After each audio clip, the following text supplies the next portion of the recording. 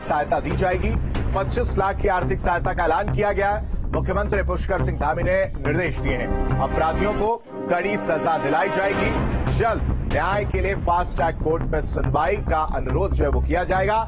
मुख्यमंत्री पुष्कर सिंह धामी ने कहा कि अंकिता भंडारी के परिजनों को 25 लाख रुपए की आर्थिक सहायता देने का ऐलान उनकी तरफ से किया गया है। अधिकारियों को इसके लिए निर्देश दे दिए गए हैं। साथ ही साथ मुख्यमंत्री ने कहा कि राज्य सरकार जो है वो अंकिता के परिवार के साथ है और उनकी हर प्रकार से सहायता करेगी। मामले की एसआईटी जांच की जा रही है।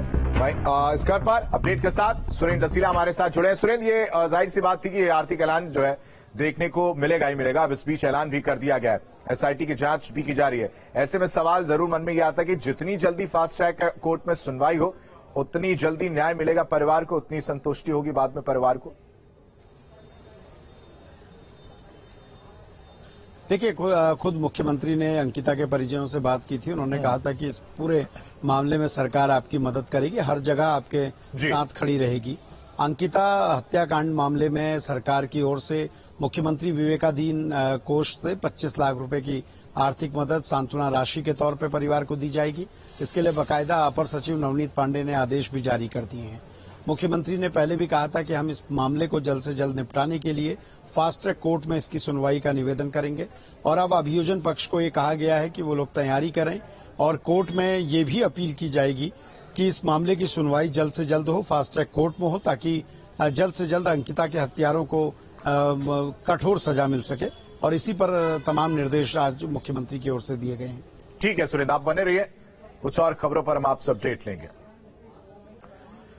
देहरादून से बड़ी खबर, जब कांग्रेस का धरना प्रदर्शन देखने को मिला। गांधी पार्क के बाहर धरने पर बैठे कांग्रेस के नेता अंकिता के हत्यारों को सजा दिलाने की मांग की जा रही है। सरकार पर कार्रवाई में लापरवाही के आरोप लगे हैं। पूर्व सीएम हरीश रावत सहित कई नेता मौजूद हैं। तो देहरादून से बड़ी खबर आपको बता रहे हैं, जहां कांग्रेस का धरना प्रदर्शन देखने को मिला। तस्वीर आपके सामने गांधी पार्क के बाहर की ये तस्वीर है, जहां धरने पर कांग्रेस के नेता बैठे हैं। सबसे पहले तस्वीर आप देख रहे हैं न्यूज स्टेट उत्तराखंड उत्तर प्रदेश पर, जहां कांग्रेस नेता गांधी पार्क के पार धरने पर बैठे। हत्यारों को सजा दिलाने की मांग जो है इनकी तरफ से की जा रही है। सरकार पर साथ ही साथ कार्रवाई में लापरवाही के आरोप भी लगाए जा रहे हैं। सुरेंद्र से समझते हैं इस पूरे मामले को। सुरेंद्र, कांग्रेस के धरना प्रदर्शन जो है वो गांधी पार्क के बाहर देखने को मिला है। कौन कौन से बड़े नेता इस धरना प्रदर्शन में शामिल हैं? साथ ही साथ कार्रवाई तो की जा रही है, ऐसे में धरना प्रदर्शन देकर कहीं ना कहीं सियासत करने की कोशिश। देखिए, बिल्कुल इस पूरे मामले में सियासत भी बड़े पैमाने पे हो रही है। सभी राजनीतिक पार्टियां विरोध प्रदर्शन भी कर रही हैं और उनको सरकार को घेरने के लिए एक बड़ा मुद्दा हाथ लगा है, तो इसलिए वो इस मुद्दे को इतनी आसानी से छोड़ना नहीं चाहती हैं। कांग्रेस ने आज प्रदर्शन किया है। कांग्रेस का कहना है कि जिस तरीके से इस पूरे मामले में अब तक की कार्रवाई हुई है वो संतोषजनक नहीं है और इसलिए हरीश रावत हो, यशपाल आर्य हो, करण मारा हो, ये तमाम नेता कांग्रेस के प्रदर्शन कर रहे हैं। देहरादून के गांधी पार्क में प्रदर्शन कर रहे हैं और सांकेतिक रूप पर धरना दे रहे हैं, क्योंकि कांग्रेस का ये मानना है कि सरकार गंभीरता से इस मुद्दे की जांच नहीं करा रही, क्योंकि इसमें भाजपा के कई नेता शामिल हैं।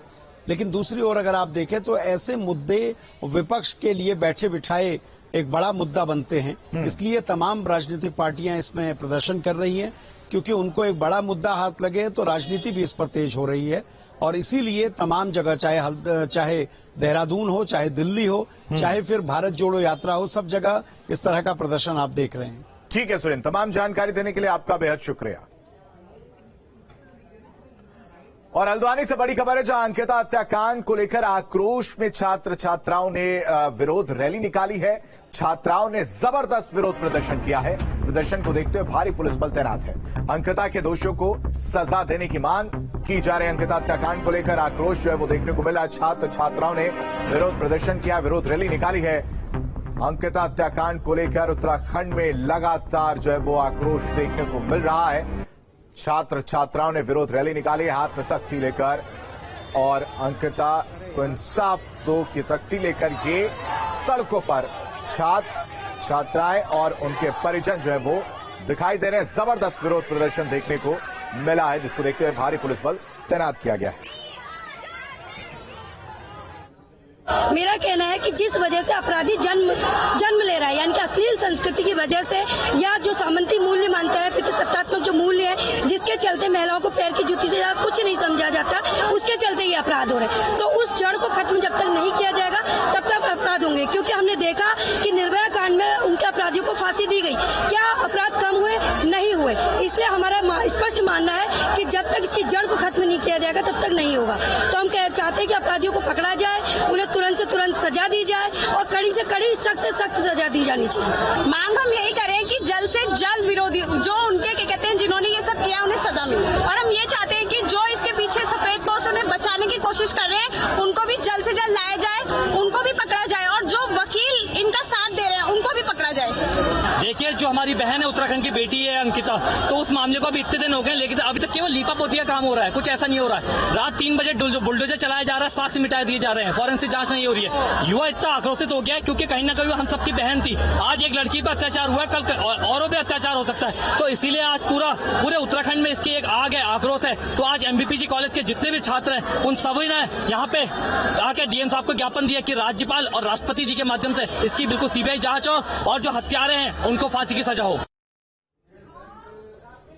और वहीं भारत जोड़ो यात्रा में अंकिता के लिए इंसाफ की मांग उठी है। अंकिता के हत्यारों को सख्त सजा देने की मांग उठी है। कांग्रेस ने अंकिता हत्याकांड का मुद्दा उठाया है। राहुल गांधी के नेतृत्व में भारत जोड़ो यात्रा हो रही है और इस भारत जोड़ो यात्रा में अंकिता हत्याकांड में इंसाफ की मांग जो है वो देखने को मिली। अंकिता के हत्यारों को सख्त सजा देने की मांग उठी है। वहीं अंकिता मर्डर केस में एसआईटी की जांच लगातार आगे बढ़ रही है, तो कई खुलासे भी हो रहे हैं। अब आरोपी पुलकित आर्य के मोबाइल को लेकर कई खुलासे हुए हैं। तो वहीं अंकिता मर्डर केस को लेकर लोगों में गुस्सा भी बना हुआ है। दिल्ली में उत्तराखंड सदन में कुछ लोगों ने सरकार के खिलाफ जमकर नारेबाजी की है। देखिए।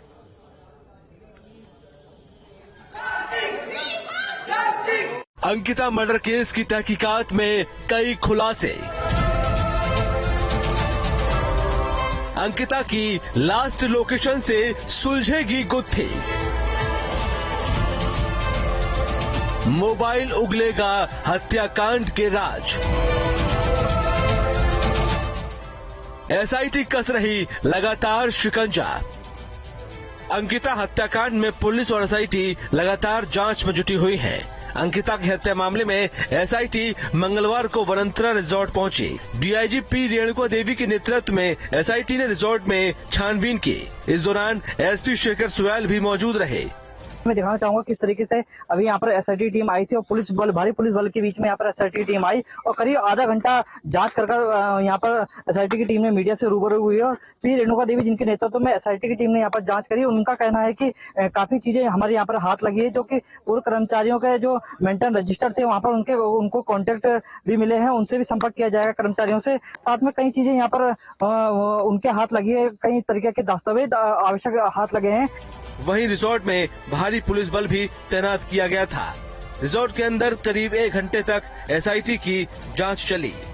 बाद एसआईटी का टीम के द्वारा लगातार कहां पर डेड बॉडी मिला है, कहां पर घटना हुआ करके बताया है एंड रिसोर्ट है उस सभी जगह पर इंस्पेक्शन लगातार किया है एंड कोई भी एविडेंसेस हमें ये जगह पर मिल रहा है, हमने उसको एनालिसिस कर रहे हैं। उसके अलावा हमने इलेक्ट्रॉनिक एविडेंसेस हैं, ऐसे सीसीटीवी हैं, मोबाइल सर्वेलेंस है, वो सारा हमारा एनालिसिस चल रहा है हमारे। अंकिता मर्डर केस की जांच जैसे जैसे आगे बढ़ रही है तो कई खुलासे भी हो रहे हैं। अंकिता मर्डर केस में एसआईटी को कुछ अहम सुराग हाथ लगे हैं, जिसमें पुलकित की लास्ट लोकेशन के बारे में पता चला है।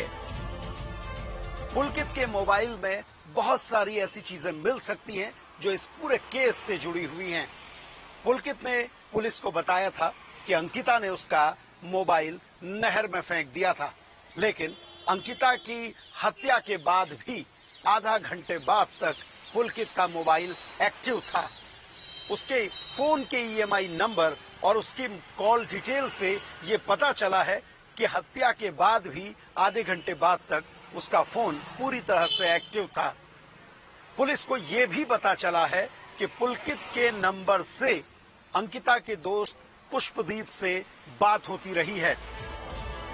फिलहाल एसआईटी की टीम अब पुलकित के उस मोबाइल को तलाशने में जुट गई है, जिससे अंकिता की हत्या के अहम सुराग मिल सकते हैं, जिसके लिए पुलिस पुलकित की कस्टडी रिमांड को लेकर पुलकित से मोबाइल बरामद करने की कोशिश करेगी।